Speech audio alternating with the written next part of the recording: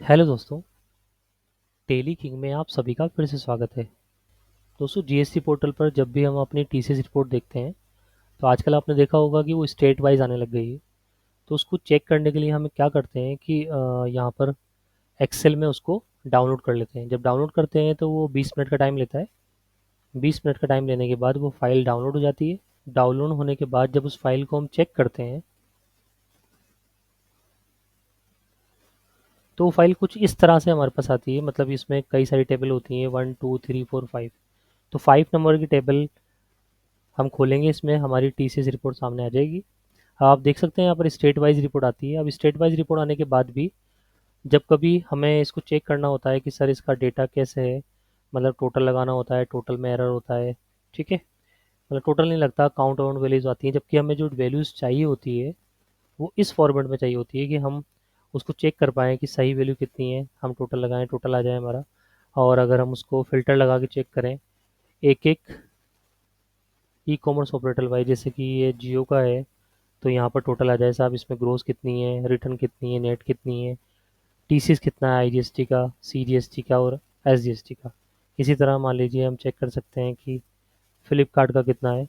और इसी तरह जो भी और दूसरे ई कॉमर्स पोर्टल आते हैं उन सबका टोटल हमारे सामने आ जाता है, ताकि हम आसानी से पता लगा सकते हैं कि हमारा जो रिपोर्ट है उसमें टोटल कितना कितना नेट सेल हुई है, कितना नेट टीसीएस है। पहले ये रिपोर्ट कुमुलेटिव आती थी, आजकल ये रिपोर्ट स्टेट वाइज आने लग गई है। अब इसका सॉल्यूशन क्या है? मतलब ये रिपोर्ट हमारे पास आती है ऐसे और हमें चाहिए वैसे, जैसे मैंने आपको अभी दिखाया था। तो आपको दोस्तों करना क्या है, मैं आपको पूरी स्टेप सिखाता हूँ। चलिए शुरू करते हैं हमारा वीडियो।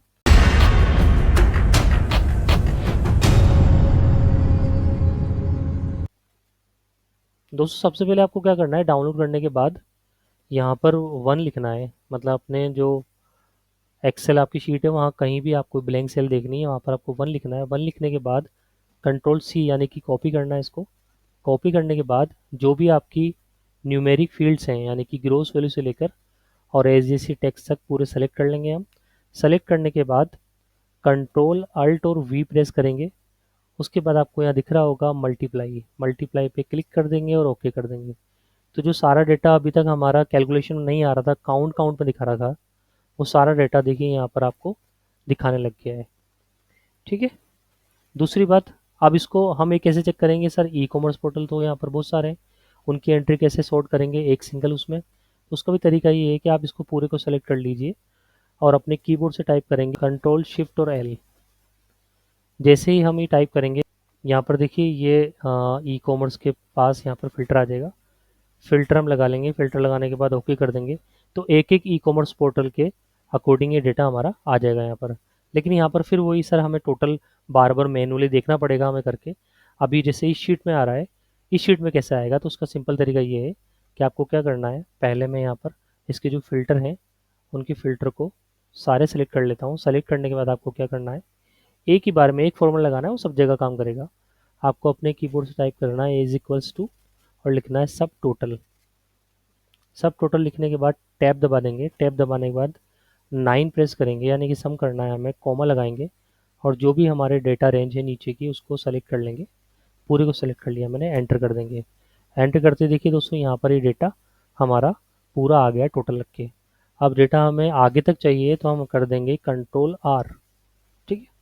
कंट्रोल आर करने के बाद इसको जिस भी कलर में आपको करना है, बड़ा करना है, छोटा करना है, बोल्ड करना है, वो आप कर लेंगे।